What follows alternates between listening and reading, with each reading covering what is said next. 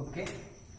जो दूसरा होता है वो होता है ग्रामर, और ग्रामर के अंतर्गत हम लोग क्या पढ़ते हैं, ग्रामर के अंतर्गत पढ़ते हैं पार्ट्स। ग्रामर को भी दो भागों में बांट कर पढ़ा जाता है। एक को बोला जाता है ट्रांसलेशन। ट्रांसलेशन में क्या होता है, हिंदी रहेगा तो उसका इंग्लिश बनाते हैं। हिंदी में अगर कोई सेंटेंस दिया रहता है तो उसको इंग्लिश बनाते हैं, अगर इंग्लिश में कोई सेंटेंस दिया रहता है तो उसकी हिंदी बनाते हैं। ठीक है। उसके बाद एक और क्या चीज़ होता है, ग्रामर का ही पार्ट होता है जिसमें हम लोग पढ़ते हैं पार्ट्स ऑफ स्पीच वगैरह पढ़ते हैं। और क्या पढ़ते हैं इसके अंतर्गत पढ़ते हैं एक नरेशन पढ़ते हैं। ठीक है। उसके बाद वॉइस पढ़ते हैं। इस तरीके से वो ढेर सारे चैप्टर पढ़े जाते हैं। तो सबसे इम्पोर्टेंट अगर कोई बात समझने वाली है तो वो ये है कि जो साहित्य होता है ये किसको पढ़ना चाहिए। जो साहित्य का रोल होता है वो होता है 12th तक। जब 12th तक पढ़ते हैं हम लोग, या फिर 12th के बाद अगर ग्रेजुएशन इंग्लिश से करते हैं तो उसमें भी काम आता है लिटरेचर का महत्वपूर्ण योगदान आपके लैंग्वेज में भी रहता है कि जब आप पढ़ाई करते हैं 10th और 12th में तो एग्ज़ाम जब देने जाते हैं, आपका एग्ज़ाम जब होता है तो इस कहानियों जो स्टोरी को आप पढ़े होते हैं, पोएम को पढ़े होते हैं, उसके बेस्ड पर जो है क्वेश्चन पूछे जाते हैं। तो इसकी जो भूमिका रहती है वो आपके 12th तक रहती है। अगर आप ग्रेजुएशन करते हैं तो वहाँ पर भी रहती है। लेकिन अगर ग्रामर की देखी जाए बात तो ये आपकी बहुत इम्पोर्टेंट रोल अदा करने वाला है आपके कैरियर में, आपके हर चीज़ में। कैसे कि जो ग्रामर होता है तो ग्रामर आपको सपोर्ट करता है किसमें, स्पीकिंग में। अगर आपको इंग्लिश बोलना है, इंग्लिश में किसी से बात करना है तो ग्रामर आपको आना चाहिए। ठीक है। उसके बाद क्या चीज़ होता है, जितने भी गवर्नमेंट एग्ज़ाम होते हैं उन सब में पूछा जाता है क्या चीज़, ग्रामर। ठीक है। जितने बैंक के एग्ज़ाम होंगे, ठीक है, एसएससी के एग्ज़ाम होंगे, हर एक एग्ज़ाम में आपको पूछा है। यानी कि आज के समय में ग्रामर जो है बहुत इंपॉर्टेंट रोल अदा करने वाला है हर एक फील्ड में। ठीक है। अगर आप गवर्नमेंट जॉब की तैयारी कर रहे हैं तो आपको ग्रामर बहुत अच्छे तरीके से आना चाहिए। और स्पीकिंग अगर आपको करना है, इंग्लिश में बात करना है, तो इसके लिए भी बेहद ज़रूरी है आपको ग्रामर आना चाहिए। ठीक है। तो इसके लिए जो है आना चाहिए आपको। तो आप समझ चुके होंगे आप सभी लोग कि किस तरीके से इंग्लिश को पढ़ना चाहिए। ठीक है।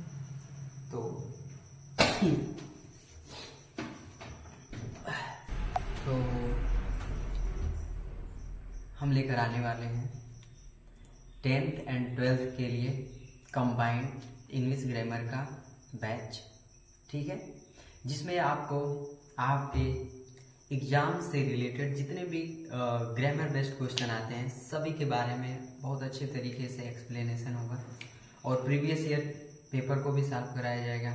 और लिटरेचर से भी संबंधित जितने क्वेश्चन आते हैं, जो भी चैप्टर हैं, उन सभी चैप्टरों को पढ़ाया जाएगा।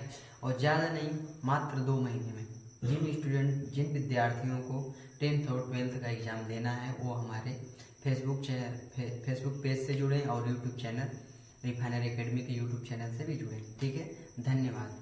मिलते हैं अगले से आप सभी लोगों में, उम्मीद करते हैं अच्छे होंगे। मैं मनोहर चौहान अपने रिफाइनर एकेडमी के यूट्यूब चैनल में आप सभी लोगों का बहुत बहुत स्वागत करता हूँ। और आज के वीडियो में हम लोग पढ़ेंगे इंग्लिश का फर्स्ट लेक्चर, जो कि क्लास 10th और 12th के विद्यार्थियों के लिए बहुत इम्पोर्टेंट होने वाला है। और ये लेक्चर सभी के लिए बहुत इम्पोर्टेंट है, लेकिन क्लास 10th और 12th के विद्यार्थियों के लिए बहुत इम्पोर्टेंट रहने वाला है। ठीक है। तो जैसे पिछले वीडियो में मैंने बताया है कि इंग्लिश को किस तरीके से पढ़ना चाहिए, तो उसके बारे में मैंने एक्सप्लेन किया कि इंग्लिश को 2 भागों में बांटकर पढ़ना चाहिए, एक को लिटरेचर और एक को ग्रामर। होता भी है। तो लिटरेचर में क्या क्या चीज़ें आती हैं, कहानियाँ आती हैं, पोयम आते हैं, सप्लीमेंट्री वगैरह और प्ले वगैरह, नाटक आदि चीज़ें आती हैं। ठीक है। और एक होता है पार्ट ग्रामर को 2 भागों में बांट कर पढ़ते हैं हम लोग। एक होता है क्या चीज़, एक होता है ट्रांसलेशन और एक होता है ग्रामर। तो ग्रामर ट्रांसलेशन में क्या चीज़ पढ़ी जाती है, ट्रांसलेशन में टेंस वगैरह चीज़ें पढ़ी जाती हैं, और जो कोई सेंटेंस अगर हिंदी में दिया है तो उसको इंग्लिश में चेंज किया जाता है, और कोई सेंटेंस अगर इंग्लिश में दिया है तो उसको हिंदी में किया जाता है, हिंदी को इंग्लिश में और इंग्लिश को हिंदी में, इसको ट्रांसलेशन बोलते हैं। तो ट्रांसलेशन अनुवाद जिसे बोलते हैं हिंदी में, उधर उसमें वो पढ़ते हैं।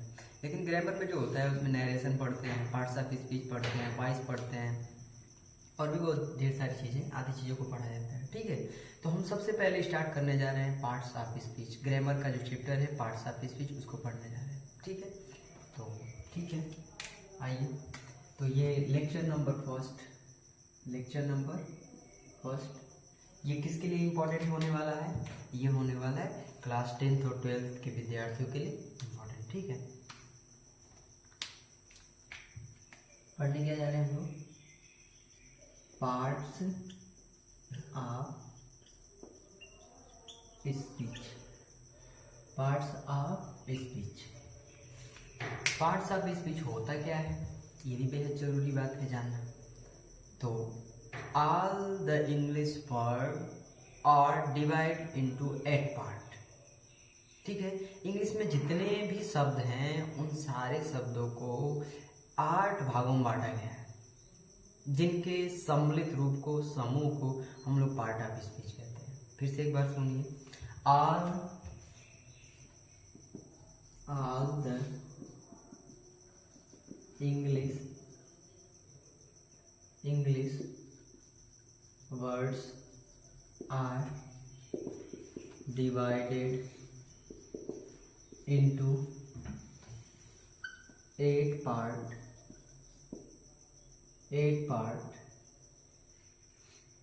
is called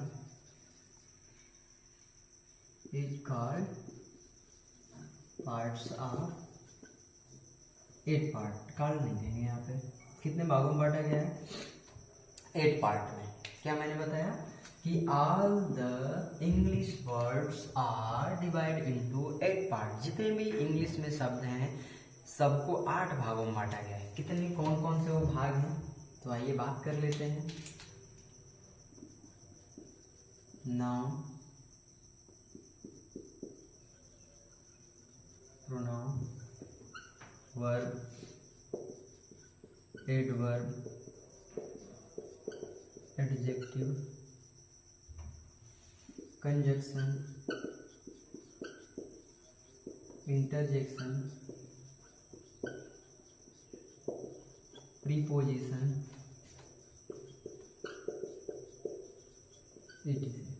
ठीक है, इतना ही होते हैं।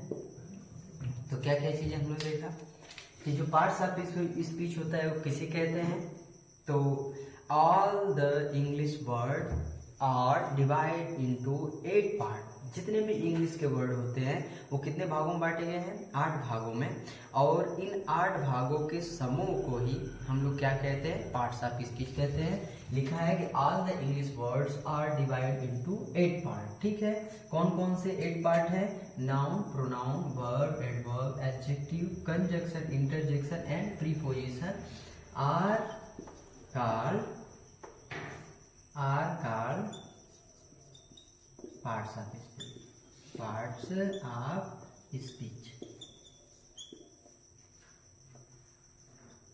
आर का पार्ट्स ऑफ स्पीच। ठीक है, समझ चुके होंगे इस चीज को। और my dear friends, my dear students, ये बेहद जरूरी है कि जितने सारे वर्ड बोले जाते हैं, जैसे कि नाम से ही आपको लग रहा होगा कि parts of speech. Speech means क्या होता है, बोलना। स्पीक मीन्स होता है बोलना, स्पीच मीन्स होता है डिलीवर्ड, एनीथिंग डिलीवर्ड। जैसे हम लोग जो भाषण देते हैं, कुछ चीज बोलते हैं, तो उसमें क्या बोलते हैं, शब्द ही बोलते हैं। उन्हीं शब्दों के समूह को हम लोग कहते हैं पार्ट्स ऑफ स्पीच। हम एक स्पीच अगर देते हैं तो उसमें 50 वर्ड भी हो सकते हैं, 15 वर्ड्स भी हो सकते हैं, 100 वर्ड्स भी हो सकते हैं। ठीक है, 1 पेज या 2 पेज, इस तरीके से हम लोग जो है स्पीच देते हैं। तो स्पीच देने के दौरान जितने भी वर्ड हम लोग बोलते हैं वो वर्ड अपना अलग ही काम कर रहे होते हैं, उनका अलग ही एक मतलब होता है सेंटेंस में। उन्हीं के समूह को हम लोग कहते हैं parts of speech. Okay, parts of speech में सबसे प्रथम पे सबसे फर्स्ट पे पार्ट्स ऑफ स्पीच का जो भाग आता है उसका नाम है नाउन। क्या है? नाउन। तो हम लोग अब नाउन के बारे में पढ़ेंगे, ठीक है? ओके, ठीक है। हम लोग पार्ट्स ऑफ स्पीच के फर्स्ट पार्ट के बारे में पढ़ने जा रहे हैं, नाउन, ठीक है। किसके बारे में पढ़ने जा रहे हैं? नाउन। माय डियर स्टूडेंट, जो ये नाउन होता है ये लैटिन वर्ड के नोमेन वर्ड से बना हुआ है। नोमेन, माय डियर स्टूडेंट, ये नोमेन वर्ड जो है इसका मतलब होता है नेम। क्या होता है? नेम। और हिंदी में कहते हैं नाम, ठीक है। तो जो ये नाउन वर्ड है ये किससे मिलके बना हुआ है? ये लैटिन वर्ड जो है, क्या बोलेंगे इसको, इस तरीके से लिख दे रहे हैं LW। क्या लिखा मैंने? LW, यानी लैटिन वर्ड जिसको हम लोग बोलते हैं। लैटिन वर्ड जो है वो कौन सा है? नोमेन। और नोमेन मीन्स होता है क्या होता है? नाम, ठीक है। अब इस चीज से एक बात समझ में आती है कि all the name are called noun. इस तरीके से बोल सकते हैं, noun is the naming word. Naming word, जो नाउन होता है वो क्या है? नेमिंग वर्ड है। यानी कि हम बोल सकते हैं कि जितना भी नाम होता है दुनिया में, हर एक वस्तु का कोई ना कोई एक नाम होता है। मैं ये लियो मार्कर, तो इसका नाम क्या है? मार्कर है। और मार्कर का काम क्या होता है? लिखना। तो ये मार्कर है, इसका एक नाम है, तो ये भी एक क्या हो गया? नाउन हो गया, ठीक है। ये क्या है? हेयर है। और इस हेयर को क्या, इसको क्या, ये क्या है? इसका नाम है हेयर। हेयर मीन्स क्या होता है? बाल होता है। इसका भी एक नाम है, ये भी एक क्या है? नाउन है। मतलब दुनिया में जितनी भी वस्तुएं हैं, हर एक वस्तु का कोई ना कोई एक नाम होता है, और उसी नाम को कहते हैं हम लोग क्या चीज? नाउन। हिंदी में कहते हैं संज्ञा, ठीक है ना। चलिए, तो एक बात और समझ लेते हैं। All the name, all the name, जितने भी नाम होते हैं, all the name are called noun. Are called noun, ठीक है। मैंने क्या बोला? All the name are called noun. जितने भी नाम हैं उनके नाम को क्या कहते हैं हम लोग? नाउन कहते हैं, ठीक है। All the name, all the name are का नाउन, ठीक। अगले नंबर, अब इसकी ओरिजिनल डेफिनेशन देखते हैं जो अपनी किताबों में लिखा हुआ है, ठीक है। उसके बारे में डिस्कस करते हैं हम लोग। तो देखेंगे, noun is the name of, noun is the name of. अब इसको ऐसे लिख करके हम नीचे से लिखना शुरू करेंगे। Noun is the name of, लिखते हैं, noun is the name of person, place. Noun is the name of person, place,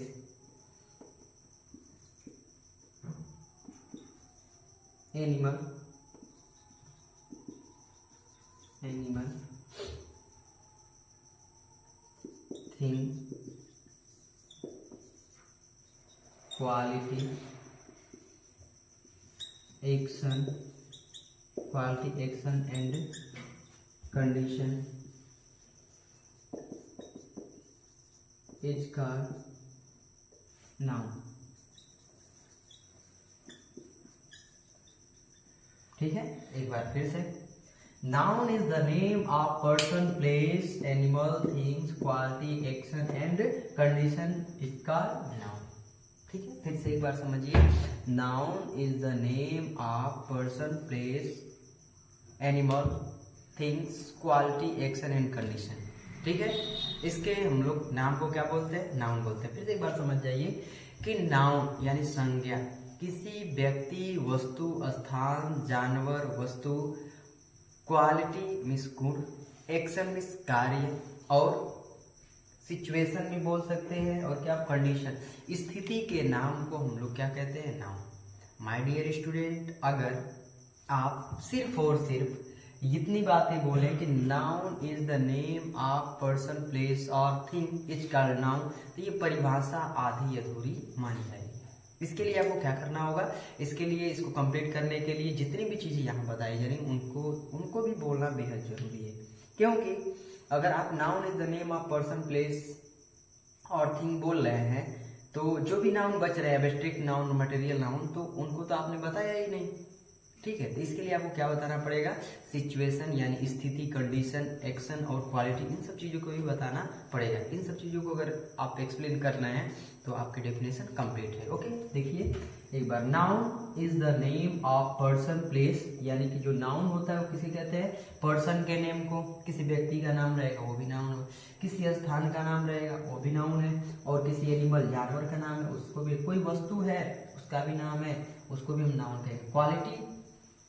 quality हर एक चीज की क्वालिटी होती है, तो क्वालिटी के नाम को भी क्या बोलते हैं हम लोग, नाउन बोलते हैं। एक्शन, कोई कार्य होता है जो किया जाता है उसको भी एक्शन, उसको भी नाउन कहते हैं। एंड और कंडीशन, स्थिति, आप बीमार हो, आप बीमार होने की स्थिति में हो, आपकी स्थिति जो है बहुत गरीब वाली है, पुअर है आप, तो भी पुअर क्या है, स्थिति है आपकी। आप छोटे हैं, बचपन, कोई छोटा बच्चा है तो उसकी स्थिति क्या है, बचपना है उसकी स्थिति, तो वो भी क्या हो जाएगा, वो भी एक स्थिति है और उसको हम लोग क्या बोलते हैं, उसको भी एक नाउन बोलेंगे, ठीक है। एक सिचुएशन की स्थिति को नाउन, ठीक है।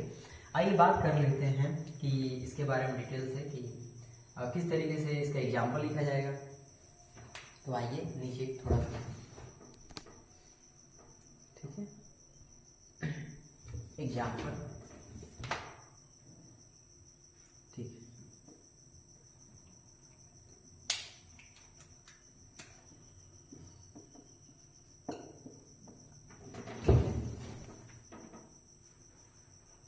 एग्जाम्पल, अब एग्जाम्पल के बारे में देखते हैं तो सबसे पहले लिखेंगे नेम ऑफ पर्सन विद, ठीक है, name of person, name of place, name of animal, name of things, फिर name of quality, name of action,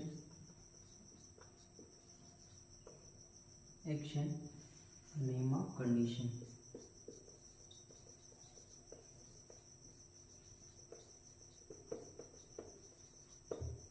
ठीक है। ये चीजें हो गई,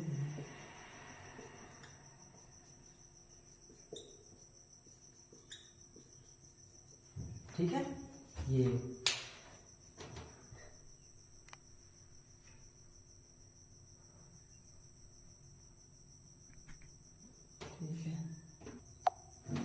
ठीक है। तो नेम ऑफ पर्सन की अगर बात की जाए तो किसी पर्सन का नाम आप लिख सकते हैं, जैसे रोहन,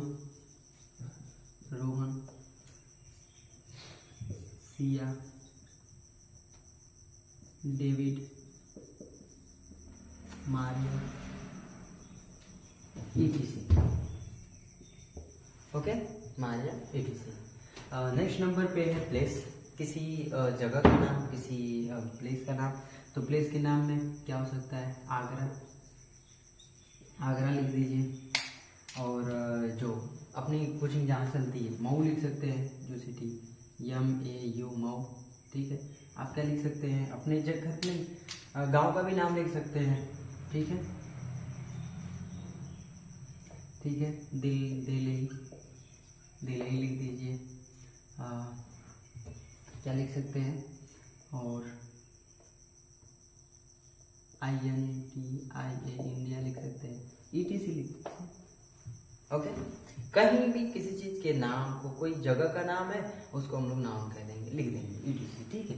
अगले नंबर पे एनिमल का नाम होगा, एनिमल में आप लिख दीजिए LION, जंगल का शेर, ELEPHANT, एलिफेंट मीन्स हाथी मेरा साथी, ठीक है, एलिफेंट। इसके बाद COW काऊ, ठीक है, ETC कर दीजिए, ठीक। ओके, नेक्स्ट नंबर पे है थिंग, वस्तुएं। सबसे पहले BOOK की बुक मीन्स होता है किताब, PEN पेन, ठीक है। मोबाइल, मोबाइल लिख दीजिए, ठीक है। और फैन, etc, ये सब चीज़ें क्या है, वस्तुएं हैं, ठीक है। क्वालिटी, क्वालिटी, क्वालिटी में क्या चीज़ आ जाएगा, लिख सकते हैं BR, brave, brave, brave means क्या हो जाए, बहादुर, बहादुर एक क्या है, क्वालिटी का नाम है, ठीक है। नेक्स्ट नंबर बहादुर। ऑनेस्ट, ऑनेस्टी, ऑनेस्टी ईमानदारी, ये भी क्या है, ब्रेवरी भी हो सकता है इसमें, ब्रेवरी, ठीक है, ब्रेवरी, ऑनेस्टी PTC कर देते हैं, ठीक है। एक्शन, कार्य, ठीक है। एक्शन में क्या हो जाएगा, वॉकिंग, WALKING, वॉकिंग, ये भी एक नाउन का काम करता है। SW, स्विमिंग, स्विमिंग, ये भी क्या हो जाएगा, एक नाउन का काम करता है, EDC कर देते हैं। अगले नंबर पे कंडीशन, स्थिति, ये क्या हो जाएगा, फ्रेंड, फ्रेंडशिप, फ्रेंडशिप, फ्रेंडशिप में दोस्ता, दोस्ती, मित्रता, friendship. CHIL, childhood, childhood, childhood means क्या हो जाएगा, बचपना, तो ये सब भी क्या हो जाएगा, इलनेस भी हो जाएगा इसमें, ठीक है। तो इतनी बातें हमारी समझ में जरूर आई होंगी। तो मैं एक बार फिर से इस चीज़ों के बारे में बताना चाहता हूँ कि देखिए जो नाउन होता है वो फिर से एक बार एक्सप्लेन कर देता हूँ। ये आपका यहाँ से स्टार्ट हुआ था, ठीक है, लेक्चर नंबर 1, नाउन। नाउन जो वर्ड है ये लैटिन वर्ड के नोमेन वर्ड से बना हुआ है, जिसका मतलब होता है नाउन, संज्ञा, ठीक है। अगले नंबर पे noun is the naming word. फिर नेक्स्ट नंबर पे आपको बताया all the name are called noun, जितने भी नाम हैं उन सबको क्या कहेंगे हम लोग, नाउन कहेंगे। Noun is the name of person, place, animal, thing, quality, action and condition is called noun. इन सबके नाम को क्या कहते हैं हम लोग, नाउन कहते हैं, ठीक है। नेक्स्ट नंबर पे हमने लिखा है एग्जाम्पल के बारे में कि name of person, name of person में क्या हो जाएगा, रोहन, सिया, डेविड, मारिया, कोई भी नाम लिख सकते हैं। नेम ऑफ प्लेस, स्थान के नाम को क्या बोलेंगे हम लोग, स्थान के नाम को क्या बोलेंगे, क्या क्या आ सकता है, Agra, Mau, Delhi, India, London, America, रूस, सब चीज़ें आ सकती हैं, ठीक है।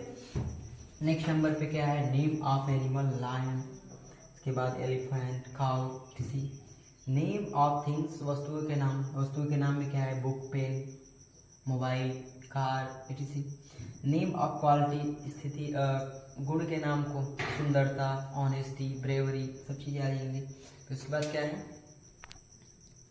उसके बाद है कि कंडीशनल स्थिति, ठीक है। चाइल्डहुड, बचपना, बचपना एक स्थिति है, ठीक है। कोई पॉवर्टी, गरीबी, ये भी एक स्थिति है, ठीक है। तो मैं उम्मीद करता हूँ कि ये हमारा छोटा सा प्रयास आप लोगों को ज़रूर समझ में आया होगा। तो अब जितने भी आपके रिलेटिव हैं, आपके दोस्त हैं, फ्रेंड हैं, जो भी 10th और 12th की तैयारी करते हैं बोर्ड एग्जाम की, तो ज़रूर उनके यहाँ शेयर कीजिए। धन्यवाद आप सभी लोगों का।